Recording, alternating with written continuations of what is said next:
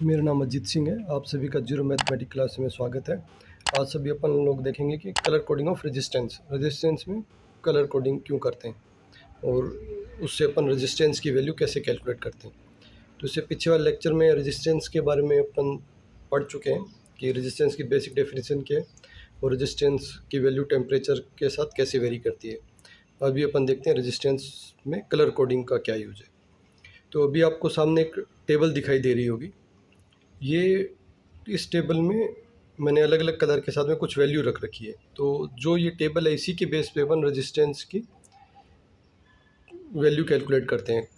Resistance जब भी आप देखोगे रेजिस्टेंस में ऐसे कलर की गोल गोल स्ट्राइप बनी हुई रहेगी। रेजिस्टेंस में कलर की ऐसे गोल गोल स्ट्राइप बनी हुई रहेगी अलग अलग कलर की, उनकी बेस पे रेजिस्टेंस की वैल्यू कैलकुलेट करते हैं। तो अपन नॉर्मली क्या नाम रेजिस्टेंस में रेजिस्टेंस की वैल्यू डिजिट में नहीं लिख के जैसे स्ट्राइप में लिखते हैं। एक तो इसका रीज़न ये हो सकता है कि ये रेजिस्टेंस के गोल हैं, तो अपन किसी एक साइड में वैल्यू लिख दें और इसको लगाते टाइम वो वैल्यू नीचे चली जाए तो अपन वैल्यू नहीं देख पाएंगे। तो इसलिए ऐसे स्ट्राइप में बना दिया, कलर के रूप में चारों तरफ बना दिया, ताकि वो अपने को रेजिस्टेंस को कैसे भी लगाओ ऐसे ऐसे ऐसे ऐसे तो वो रेजिस्टेंस की वैल्यू अपने को दिखती रहे। ठीक है, इसलिए मेरे ख्याल से रेजिस्टेंस में अपन कलर कोडिंग करते हैं रेजिस्टेंस की वैल्यू बताने के लिए। ठीक है, तो अभी एक टेबल देख लो, इसको थोड़ा समझ लेते हैं। ये जो टेबल रहती है उसमें एक साइड में कलर रहते हैं, ये अपने को लगभग याद करना है, बहुत आसानी से याद हो जाएगी। तो इधर देखो, पहला कॉलम जो है इसका ये कलर का है, पहला कॉलम कलर का है, दूसरा कॉलम डिजिट का है, तीसरा कॉलम मल्टीप्लायर का है, चौथा कॉलम टॉलरेंस का है, उसके बाद टेम्परेचर कोफिशिएंट का है। टॉलरेंस क्या होता है, जैसे मान लो किसी रेजिस्टेंस की वैल्यू 10 ओम है, उसका टॉलरेंस 1% है, मतलब उसकी वैल्यू 10 का 1% क्या होगा, 1 ही होगा। तो उसकी वैल्यू 9 से 11 के बीच में वेरी कर सकती है। ये टॉलरेंस ये रेंज देता है कि उसकी वैल्यू एग्जैक्ट नहीं हो कि किसके बीच में हो सकती है, क्योंकि वैल्यू थोड़ी एग्जैक्ट नहीं होती है, थोड़ा वेरिएशन रहता है। तो ये चीज़ ये बताती है कि टॉलरेंस क्या है, वेरिएशन क्या है, मतलब किस रेंज के बीच में है।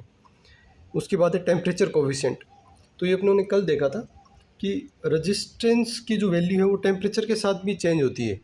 तो उसमें एक अल्फ़ा कोफिशिएंट था, जो अपने फॉर्मूला देखा था वैसे था RF equal to R0 1 plus alpha T2 minus T1। तो ये जो अल्फ़ा था ये टेम्परेचर कोफिशिएंट कहलाता है। तो इस टेम्परेचर कोफिशिएंट की वैल्यू दे रखी है। ठीक है, अभी अपन इसको 1 बाय 1 देख लेते हैं। जैसे पहला कलर ब्लैक दे रखा है, तो ब्लैक की वैल्यू 0 है, डिजिट के रूप में 0 है, मल्टीप्लाई रूप में, टॉलरेंस के रूप में कुछ दे नहीं रखा, इसमें टेम्परेचर कोफिशिएंट के रूप में दे रखा है।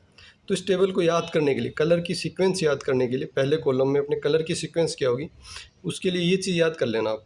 बीबी Roy of great Bharat had a very good wife. B B Roy of a great Bharat had a very good wife. तो बी मतलब ब्लैक, फिर सेकंड बी मतलब ब्राउन, आर मतलब रेड, ओ मतलब ऑरेंज, वाई मतलब येलो। जो कैपिटल लेटर है उनको ध्यान रखना है। ये जी मतलब ग्रीन, बी मतलब ब्लू। अब देख रहे हो यहाँ पे बी 2-3 बार आया, तो यहाँ पे ऐसे याद रख सकते हो कि भारत की जो टीम है, क्रिकेट टीम है, उसकी जर्सी क्या ब्लू है, तो यहाँ पे ऐसे याद रख सकते हो, भारत तो ब्लू। वेरी वी मतलब वॉयलेट, जी मतलब ग्रे, वाई मतलब वाइट।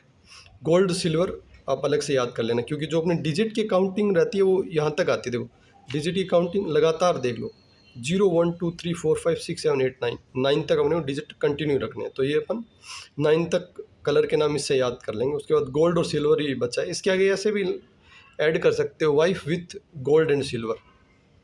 ओके ठीक है, तो ये आपको कलर की सीक्वेंस याद हो जाएगी इससे। B B Roy of great Bharat had a very good wife, ये कलर की सीक्वेंस होगी। डिजिट में क्या है, 0 से 9 तक लगातार लिख लें, 0 से 9 तक लगातार लिख देंगे। मल्टीप्लायर में वही सेम सीक्वेंस है, पहले 1 लिखा है, फिर 10 लिखा है, हर बार 10 बढ़ता गया है। 10 लिखा है मतलब 1 0 लगाइए, फिर 2 0 लगाइए, फिर 3 0 लगाइए, फिर 4 0 5 0 6 0 7 0, इसी सीक्वेंस में अपन लिख देंगे। ठीक है, टॉलरेंस और इसमें थोड़ा सीक्वेंस नहीं, इसको थोड़ा सा आपको याद रखना पड़ेगा। ठीक है, ये अपनी टेबल हो गई। इस टेबल की हेल्प से अपन कोई भी रेजिस्टेंस की वैल्यू कैलकुलेट कर सकते हैं। अभी अपन देखते हैं, जैसे मान लो अपने जो रजिस्टेंस रहते हैं वो अलग अलग बैंड के रहते हैं, भी मान लेते हैं अपन 1 बैंड का एक रजिस्टर है, 1 बैंड का रजिस्टर है, मतलब उसमें एक ही स्ट्राइप है, उसमें कलर की एक ही स्ट्राइप है, ठीक है।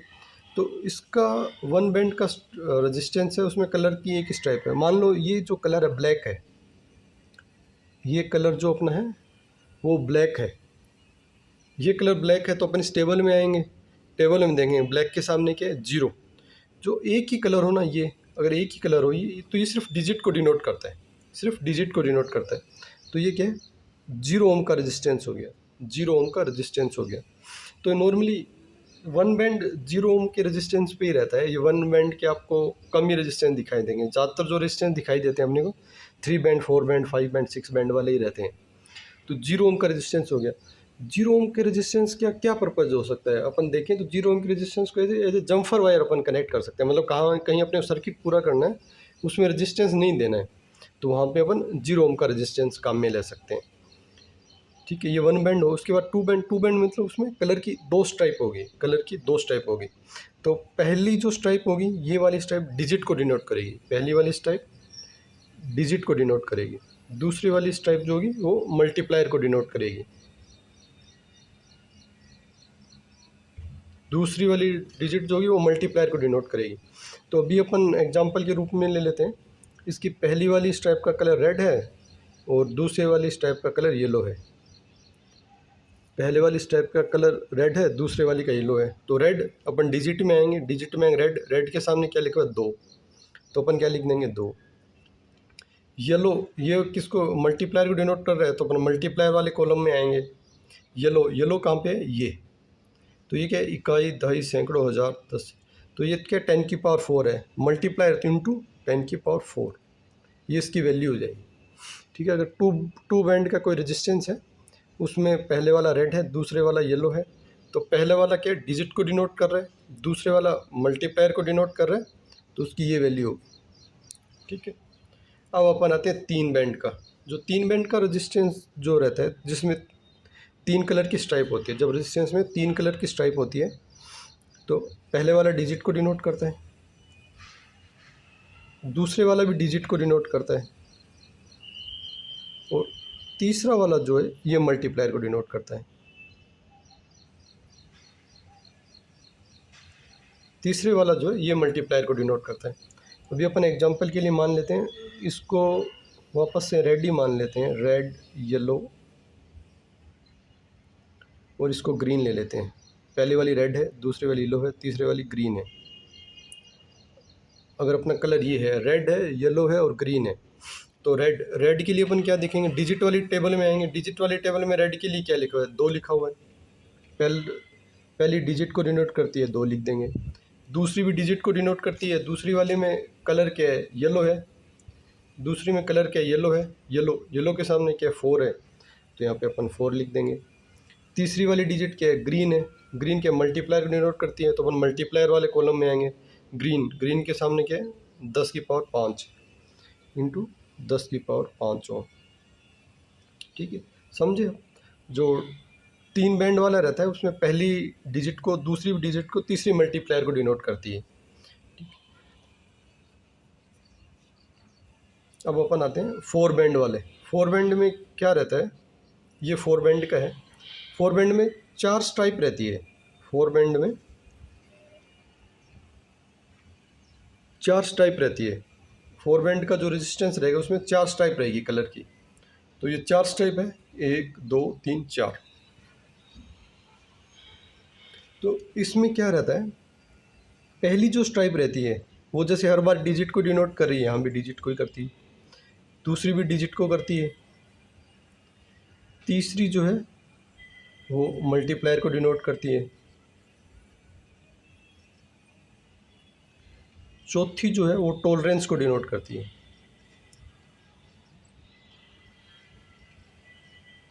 चौथी क्या वो टॉलरेंस को डिनोट करती है, ठीक है। तो अभी इसका एग्जांपल लेते हैं। पहली को अपन ब्राउन मान लेते हैं, पहली को ब्राउन, इसको रेड ले लेते हैं, इसको येलो ले लेते हैं, और इसको अपन ब्लू ले लेते हैं, ठीक है। तो अपन अब देखते हैं, पहली क्या है अपनी ब्राउन, पहली क्या ब्राउन, तो इधर वाले में आएंगे, पहली इस टाइप के डिजिट को डिनोट कर रही है ब्राउन, ब्राउन डिजिट क्या है 1। दूसरा क्या है रेड, वो भी डिजिट को डिनोट कर रही है, तो डिजिट वाले कॉलम में आएंगे। दूसरे में क्या है 2। तीसरे वाले में आएंगे, वो क्या किसको डिनोट कर रही है मल्टीप्लायर को, तो मल्टीप्लायर वाले कॉलम में आए। मल्टीप्लायर में क्या वाई, येलो, येलो क्या 10⁴ इंटू 10⁴। चौथी क्या है ब्लू है, चौथी ब्लू है, और वो क्या टॉलरेंस को डिनोट कर रही है, तो इसमें ब्लू, ब्लू और टॉलरेंस वाले कॉलम में इसकी क्या वैल्यू लिखी है ±0.25%। ठीक है, तो इस 0.25% का क्या मतलब है कि जो ये वैल्यू है 12 × 10⁴ इंटू 25/100, ठीक है, ये कट गया 10⁻²। तो इसको अगर अपन सोल्व करते हैं, हाँ परसेंट था ना, तो इसका भी 100 रहेगा, तो ये भी कट गया अपना, तो 10⁻0, तो 250, 250, 50, 300, ये 300 आ गया। तो ये जो रेजिस्टेंस की वैल्यू रहेगी वो क्या रहेगी 12 × 10⁻⁴ ±300। जो रेजिस्टेंस की वैल्यू रहेगी वो ±300 रहेगी। तो मतलब रेजिस्टेंस की वैल्यू, इसको अपन ऐसे पूरा लिखते हैं अभी, -300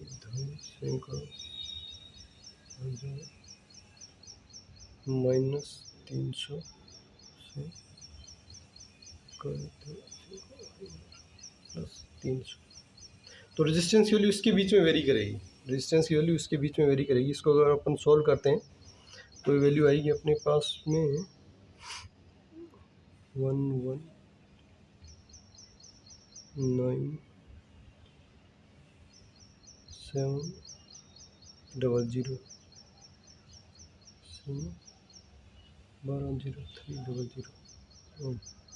तो रेजिस्टेंस वैल्यू इससे इसके बीच में वेरी करेगी। एग्जैक्ट में तो इसकी वैल्यू क्या होनी चाहिए, ये होनी चाहिए, एग्जैक्ट वैल्यू तो इसकी ये होनी चाहिए, पर टॉलरेंस का जो है वो ये परसेंट है, तो इसकी वैल्यू इस रेजिस्टेंस से इस रेजिस्टेंस के बीच में वेरी करेगी। मतलब अपना एग्जैक्ट बनाना चाहते हैं पर थोड़ी बहुत तो वेरिएशन उसमें रहता ही है। तो ये उस चीज़ को इंडिकेट करता है कि रेजिस्टेंस की वैल्यू किस से किसके बीच में वेरी करेगी, रेजिस्टेंस की वैल्यू इस वैल्यू से इस वैल्यू के बीच में वेरी करेगी अपनी रेजिस्टेंस की वैल्यू। 4 बैंड तक देखा, अभी अपन देखते हैं 5 बैंड। जब ना 5 बैंड रहता है तो सेम वही, पहली हर बार डिजिट को डिनोट कर रही है, पहली डिजिट को, सेकंड भी डिजिट को डिनोट करती है, जो इसमें थर्ड रहती है वो भी डिजिट को डिनोट करती है, थर्ड भी डिजिट को डिनोट करती है, फोर्थ जो है वो मल्टीप्लायर को डिनोट करती है, और जो फिफ्थ रहती है वो टॉलरेंस को डिनोट करती है। जो फिफ्थ है वो टॉलरेंस को डिनोट करती है। तो इसमें अभी एक एग्जांपल ले लेते हैं अपन, मान लेते हैं अपन पहला जो अपना है वो ब्राउन है, पहला कलर अपन ब्राउन मान लेते हैं पहली स्टाइप का, दूसरी का रेड मान लेते हैं, तीसरे का वापस ब्राउन मान लेते हैं, चौथे का ब्लैक मान लेते हैं, और इसका ब्लू मान लेते हैं। ठीक है, इसको अपन देखेंगे अभी। अभी क्या है अपना 5 बैंड वाला है, 5 बैंड वाला है तो पहले 3 डिजिट हैं, पहले 3 जो कलर हैं वो डिजिट को डिनोट करेंगे, पहले 3 कलर डिजिट वाले कॉलम को डिनोट करेंगे। तो अपन ब्राउन की वैल्यू लेके आएंगे, ब्राउन की वैल्यू क्या है 1। फिर अपन रेड की वैल्यू लेके आएंगे, रेड की वैल्यू क्या है 2। फिर अपन ब्राउन की वैल्यू लेके आएंगे, ब्राउन की वैल्यू क्या है 1। ये क्या डिजिट को डिनोट कर रहे हैं। फिर ब्लैक है, ये मल्टीप्लायर को डिनोट कर रहा है, ब्लैक मल्टीप्लायर में क्या है 1। फिर ब्लू, ब्लू ये टॉलरेंस को डिनोट कर रहा है, ब्लू टॉलरेंस में क्या है ±0.25%। तो ये अपना हो जाएगा 121 ओम ±0.25 ओम। ठीक है, ये रहेगा अपना। तो इसकी वैल्यू 121 ओम होनी चाहिए आइडियली, पर वो वेरी करेगी ±0.25% से। अभी अपन देखते हैं 6 बैंड का जब हो जाता है। 6 बैंड का जब हो जाता है तो पहले 3 जो कलर हैं, पहले 3 जो हैं वो तो यहाँ भी डिजिट को डिनोट करेंगे, पहले 3 यहाँ भी डिजिट को डिनोट कर रहे हैं। चौथा है वो मल्टीप्लायर को ही डिनोट कर रहा है। जो 5वां बैंड है वो टॉलरेंस को डिनोट कर रहा है। और ये जो छठा बैंड है, ये जो छठे कलर की है वो टेम्परेचर कोफिशिएंट को डिनोट कर रहा है।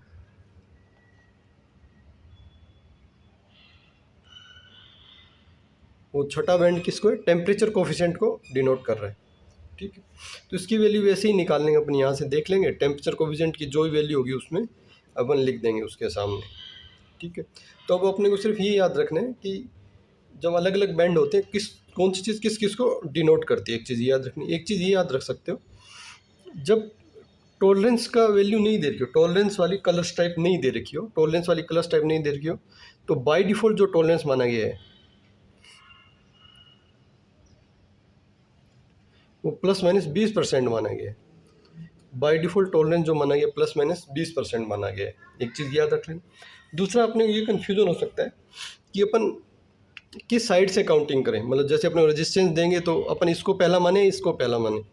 इसके लिए क्या है, जो लास्ट वाला जो स्ट्राइप रहता है, जो लास्ट वाला कलर रहता है उसके बीच में गैप ज़्यादा होता है, लास्ट वाले कलर के बीच में गैप ज़्यादा होता है। तो जैसे आप रेजिस्टेंस देखो, जिधर गैप ज़्यादा वो तो लास्ट है, लास्ट है मतलब अपने को दूसरी साइड से शुरू करना है। जैसे यहाँ पे गैप ज़्यादा दिखाया है, यहाँ पे भी गैप ज़्यादा दिखाया है, तो ये लास्ट है, तो इसके पहले से शुरू करना है अपने को।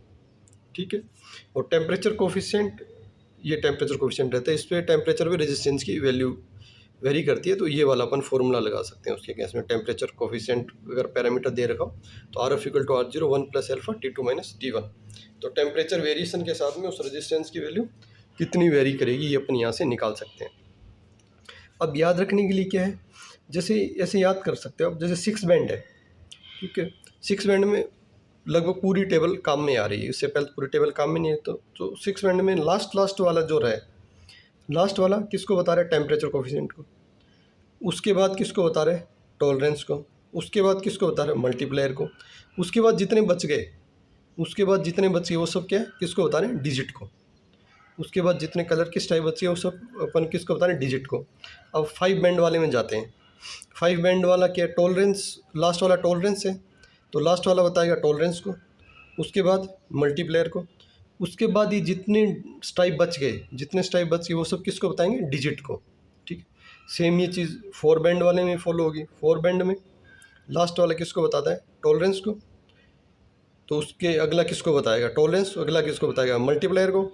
उसके बाद जितने डिजिट जो बच गए, जितने कलर जो बच गए, कलर की स्टाइप जो बची वो डिजिट को बताएगी।